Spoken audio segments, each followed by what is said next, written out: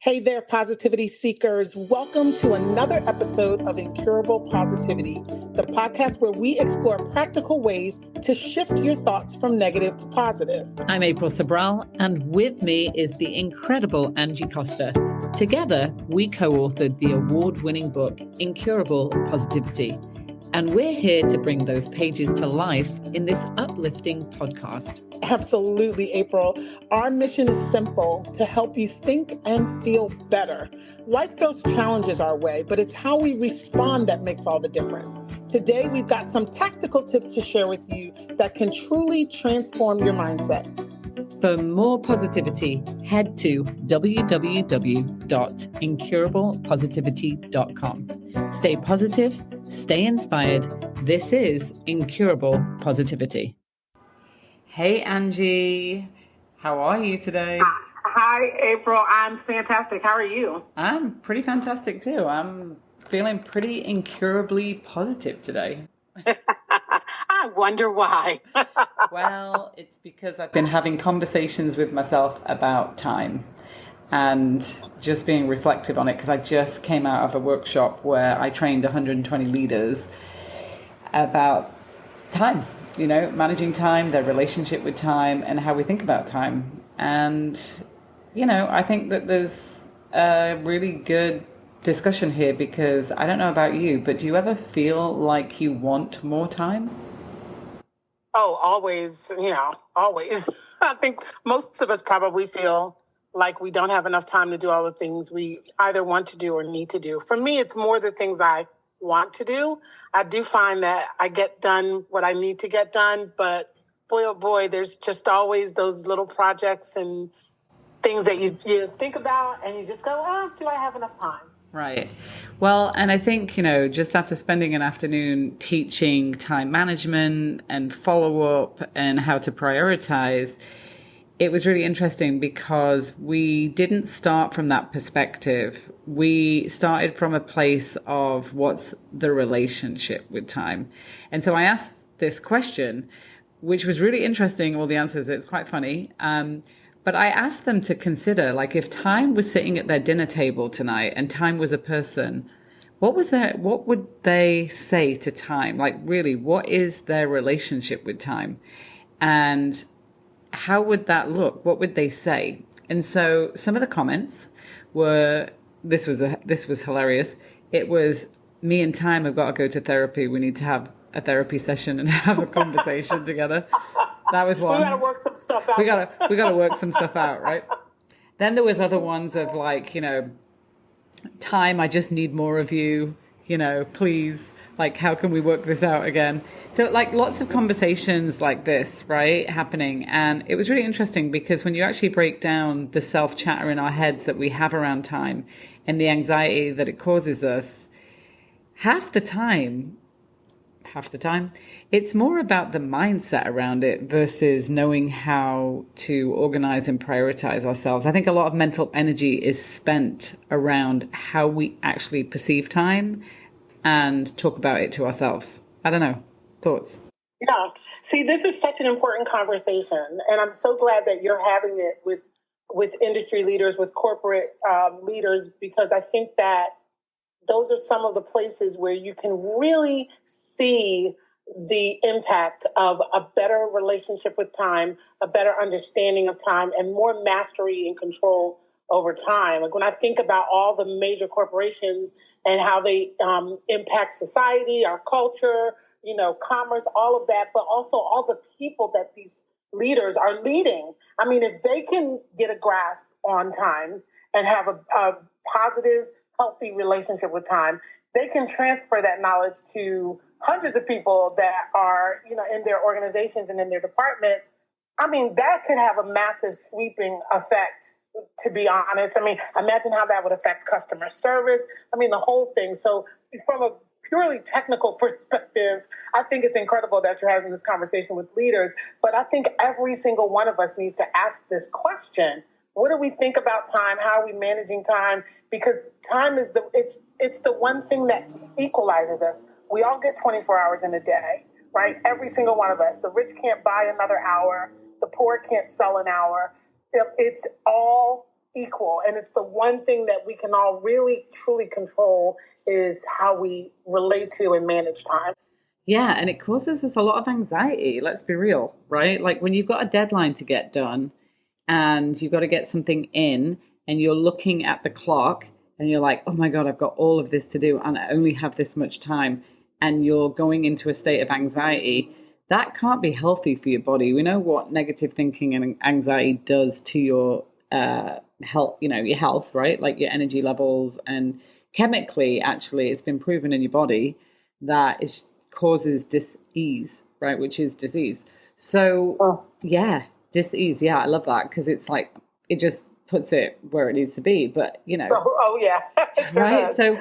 So I was really thinking about this week, right? Like, how do I go into my week and make sure that I'm building a more positive relationship with time?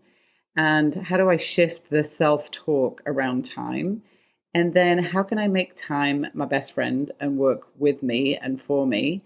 And so, yeah, that's what I've been kind of contemplating today. And I sit down on Sundays and I envision what I want my week to look like. And I was really envisioning what an hour felt like completing something, like as if it's already done. What does a day feel like when you've actually accomplished everything and it was easy breezy and you weren't feeling anxiety and you didn't feel the pressure and you just like check, just got it done. And I think there's something to be said for that, for visualizing before you go in to complete a task. So you can get your head in the right space. I don't know. Do you ever practice anything like that? That's really neat. I can't say that I've done that specifically. Like you, I do try to plan out my week and visualize the week. But wouldn't it be far more effective before each task to visualize the task? Because in truth, we know the power of visualization, right? Yeah. And when we visualize something, it is far more effective, many, many times more effective when we act out what we visualized, right? So wouldn't it be really wise to start doing that, when we set something for, 2:00 in the afternoon before we start the task, just take a moment, right? That moment of awareness, that moment of centering, and visualize ourselves completing the task, especially if it's a difficult task or a dreaded task, something, maybe a phone call that, you don't really want to make, or a meeting you don't really want to have to participate in because you may have to deliver some news or what have you. I mean, that would really, really take our performance to the next level. Yeah, right. I received a message from somebody in, Facebook that basically somebody hadn't seen for a while. And they said, April, I'm coming down to Miami. I'd love to see you. I know that you're busy, so let's try and find some time. And I was like, that's really interesting. How do they know I'm busy? Because they never asked me, right? So it's like, I know you're busy. So my response, Angie, you're going to laugh when I say this, was, I'm busy with a question mark, because I'm all about not making assumptions. So the response was, I know how you grind, so I'm just being courteous and respectful of your time. This is a whole conversation about time. And I was like, grind? Oh, really? Yeah, I don't really use those words when I'm relating it to time. I'm actually reframing my entire work and time perspective right now. I'm working on using time smartly and purposely, not hard, so that I can have lots of beach time. That was my response. I said, however, I do appreciate you being courteous, but I have an amazing team, blah, blah, blah. Anyway, he said, yeah, you definitely deserve that beach time, therapeutic vibe, very good. Like, I'm super happy. But you see how the conversation around time goes to grind, hard work, busy, right? Yes. It was like just a natural thing that somebody projected onto me. And I was like, yeah, no, I'm not having that relationship with time. You might be, but I'm not going there. It was so interesting. That happened to me today. It was really interesting. I'm thinking of how many times I've bought into that now that you mention it. How many times has someone said to me, and I think almost everyone, even my children, sadly, say to me, Mom, I know you're really busy, but Mom, I know you're really busy, but. So they're already preparing for the possibility that I won't have time. And time is the greatest gift you could give someone. So taking time to chat with a friend, have lunch, sit out on the lanai and drink a glass of wine together, or go for a walk along the beach. that's not lost time. That's not wasted time. That's how time is supposed to be. You're supposed to spend your life doing the things that energize you, that you love.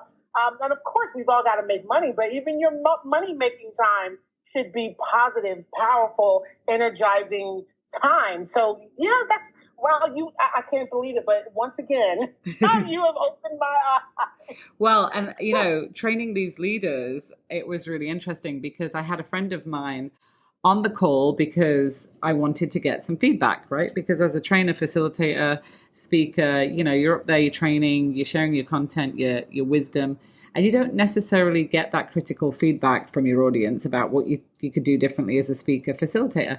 So I asked her to jump in, and she listened, throughout the call. And at lunchtime, we had a break, and she said, can I give you some feedback? I said, sure. She said, when you started the day, the energy was so good. But you said this one thing, we've got a long day ahead of us. So don't worry, we're going to take breaks. We're going to get you up. We're going to get you moving. She said, when you planted that seed, it actually started to slow down the energy. So she said, how about when you go back after lunch, you say, you know what, we've got a short amount of time with a lot of content to get through, and it's going to be so interesting this afternoon. So I was like, God, that's a really great perspective, right? About how I'm planting the seed in other people's minds about time. I didn't even realize I was doing it, Angie, because we naturally go there. We naturally default to, negativity, right? So I come back after lunch and I do exactly what she said. And we have these breakout sessions. Now, the breakout sessions in the afternoon were actually 3 minutes longer than the breakout sessions in the morning. But everybody in the breakout session said, whoa, that went really, really fast. That felt like it was way faster than the morning, even though it actually physically wasn't. So the power, right, of how we talk to ourselves, talk to others, enroll in conversations, get enrolled in conversations, plant that seed is so powerful for how we actually manifest and create in our life. I mean, I just was floored when that happened. You and I were talking earlier about the effort that it takes to reframe, to shift when it comes to your understanding of time and your relationship with time. And that really was very wise of you to have someone listening, because we say things so casually or so habitually, I'll say, is probably a better word, that we don't even realize that we are teaching people to have a negative relationship with time or to think about time in a negative way. And just that shift, just that small change in phraseology. Yep. Is that a word? I like that word, phraseology. I've never heard that word. Right.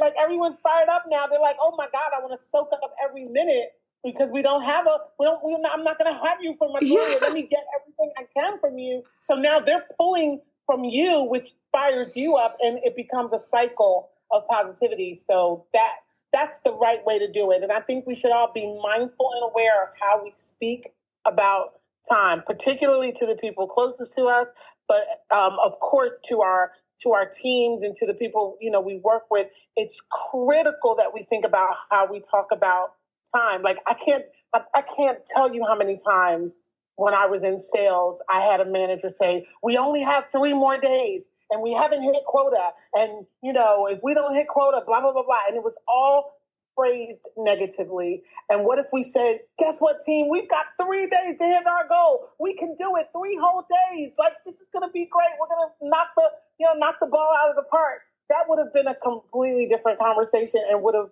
produced a different result. 100. That's 100%. That's a really great example, because I remember working in sales where we literally had those conversations, and it's just natural to us. We have to be so aware and so intentional to catch ourselves with that language, and also surround yourself with people that will help you, will catch yourself, will up-level your language and your thinking. And if you're not around people like that, join us in incurablepositivity.com, because we're growing a community there. But also, why don't you try enrolling somebody in a positive conversation as opposed to getting enrolled? Because it would have been really easy for me, Angie, to go back and say, yeah, I'm working really, really hard. I've only got this amount of time, so get you on my schedule, this, that, and the other. But yeah, no, I wasn't getting enrolled in that conversation. Grind, that's just not a word that I want to ingest or embrace around time, I mean, kudos to you for even being alert enough to understand that that really isn't a positive word. And I will tell you, as a woman in business, that is something that I was taught by my mentor when I first started my business. I was taught that this is a grind. And I held that mindset and philosophy for years and years and years and didn't enjoy my business. And it wasn't until, honestly, and I say this all the time, that I started working on your first book, The Positive Effect.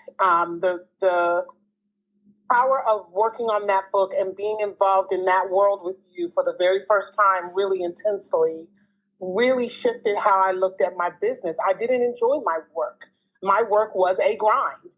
And so I brought that kind of energy to it versus today where I feel like I bring a lot of life and creativity and vitality and joy to the book. And when people, to the books that I work on for clients, and when people get done with their book, and they tell me how excited they are. They talk about, the tears flowing and just, the pride at seeing their book. They couldn't have said that before. Could not have said that before because my mindset was, got to do this, got to do that, got to get it done before this. It was that constant working against time versus having time be your friend, loving what you do, spending the time doing the things you love and enjoy and bringing to it that air of positivity. Yeah. So what's the challenge then for people listening to the podcast this week? Because I always love leaving a challenge, right? So that we can take something into our week, into our day, and kind of put something in action. Obviously, we want to focus on who we're being because life is 80% of who you are and 20% of what you do. I truly believe that. So there is a place of being and doing in this. So what is the challenge that we could really empower people with this week in terms of this relationship with time? Well, I'll give one, and I think everyone can do this who's listening, and we can all do this daily, is to bring a sense of gratitude to your understanding of time, to just say thank you, rather than looking at your age or looking at what you have to get done, what's on your never-ending to-do list, or looking at your goals, which is always great. I'm a huge goals person, but I think that to start your day with a sense of gratitude. I'm so thankful that I have this week to work with this client or that client. I'm so thankful that, we're going to be able to release a book later on this week. Not, oh my God, this is the book release week, but to just be so thankful. I'm so thankful for my age. I'm thankful for the years that I've lived, the experiences I've had, the wisdom I've gained, the friendships, and all that I've been able to accomplish. I'm just thankful that time has blessed me with the opportunity to do all the things that I've done. So I would encourage everyone to just take 60 seconds of showing gratitude to time. And I think I said to you earlier, April, that there are some cultures where time is considered a muse, is one of the muses. And if you treat time badly, then hours will feel like minutes. And if you treat time lovingly, minutes will feel like hours. So let's adopt an attitude of gratitude. Love that. I absolutely love that. I think also that we could practice more positive affirmations around time. So I'm a big one on journaling when I get up in the morning, right? I'm doing my study, I'm doing my journaling. And so adding positive affirmations around time. So speak to time as if it's your friend. For example, I am a great steward of time is such a great affirmation. Time is on my side. Time, thank you again, gratitude for helping me. I love those gratitude ones. And just write some positive affirmations around time, like you do around money, like you do around health, like you do around relationships, whatever they are, just write them positively. And when you catch yourself in a moment of anxiety going, I don't have enough time, or I'm stressed, or I've got to get here, got to run out the door. If you're late, guess what? You're going to be late, but just don't be stressed about it. So I would say my tip for this week is going to be find 3 positive affirmations around time, and then stick them on a Post-it note, stick it on your computer, stick it on your mirror in your bathroom, wherever you need to put it, and start doing some reprogramming. Because you know me, Angie, I am the believer in mind programming works. It just does. Yes, you are. Listen, I had lunch today with somebody and they were like, so do you believe that your circumstances from when you're younger determine who you are when you're older? And I was like, well, I don't know if I do, because I think mind programming is a big deal that people just don't know about. But it starts with affirmations. It starts with personal self-talk in a positive way. It starts with replacing by releasing and reaching, and then reframing, right? The 3 R's. And so that's my tip for this week. I would pick an affirmation. And mine is always, time is on my side. Time's on my side. Time's got my back. Time is on my side. That's a great old song. Yeah. And it's so true. Time is on my side. Time works with me and for my best interest. That's a great one, right? Yeah, I love it. Mm-hmm. Absolutely love it. And definitely, connect with us, because I think when you have people who are on the same journey, these things do get easier. Yes, it does take effort to be aware of your thoughts and be aware of your words, but it's always easier when you are in a community and in partnership with other people who are like-minded. So I would invite a friend to join you on this positivity journey, and definitely connect with us at incurablepositivity.com, because we are going to keep you fired up and pointed in the right direction when it comes to time and all the other areas in life where we can apply positive thinking. Yeah, positive thinking is powerful. Positive energy is powerful. It's the energy of manifestation. I believe in moving forwards every day and upping your vibration and not sinking down into that trauma, that negativity. I know sometimes you got to go there. I'm not unempathetic to it, but somebody asked me today, Angie, as well, do you think that you have to go deep down into the traumas to get through things and to let go of things? And I said, no, I actually don't. I actually think there's a time and place for it. And I'm not saying don't acknowledge it, because I'm all about facing reality. But I think, you know what, at the end of the day, we're here to lift each other up. We're here to support each other. We're here to encourage and see the light and the goodness in everybody. And everybody has it. So why don't you just be that person that shows up in the world, in your family, in your community, in your workplace, and creating that ripple of incurable positivity. People like being around positive people. I got to say it. They just do. Yeah. Right? Yeah. You said something earlier that took me to my core. You said learning to think again. Learning to think again. And you talk about going back to past traumas. It doesn't matter why you do what you do today. It really doesn't matter why. All that matters is, it's an interesting exercise to go back and figure out, what happened, whatever. That's, like you said, there's a time and a place for that, but you have to live today. And you have to function today, and you have to, make your impact in the world today. And what's more important is to decide who you're going to be today. Who are you now? And you get to decide that. You have that power. I am a witness. I am proof, living proof that you can be one way and then decide, I don't want to show up in the world like that anymore.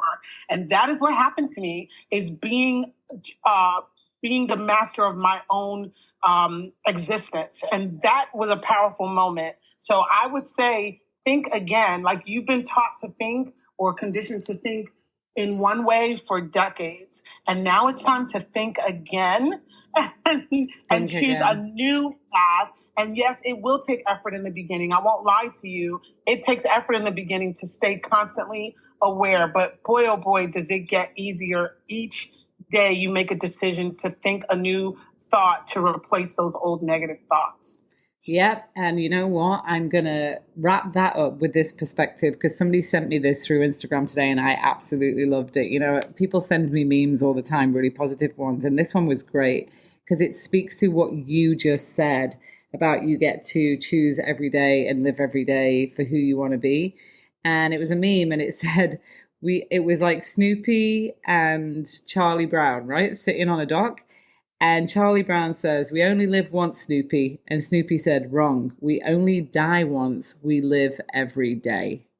Ooh. Powerful. We live every day. Wow. Yeah, we live every day. So with that, that's amazing. Right. So with that, we're going to wrap this up. You choose to live every day however you want to. And today we were talking about time and the relationship with time and how to have a better one, how to have a positive one. We hope this was supportive for you to do that. If you like this podcast, leave us some stars, leave us some reviews so other people can find it. And we will see you on another episode soon. If you love this episode, be sure to hit that subscribe button, leave us a review, and head over to incurablepositivity.com where you can get access to lots more resources, the community, and myself and Angie, where we go live with book club and talk about everything positivity. We love you, we appreciate all of you, and until next time, stay positive.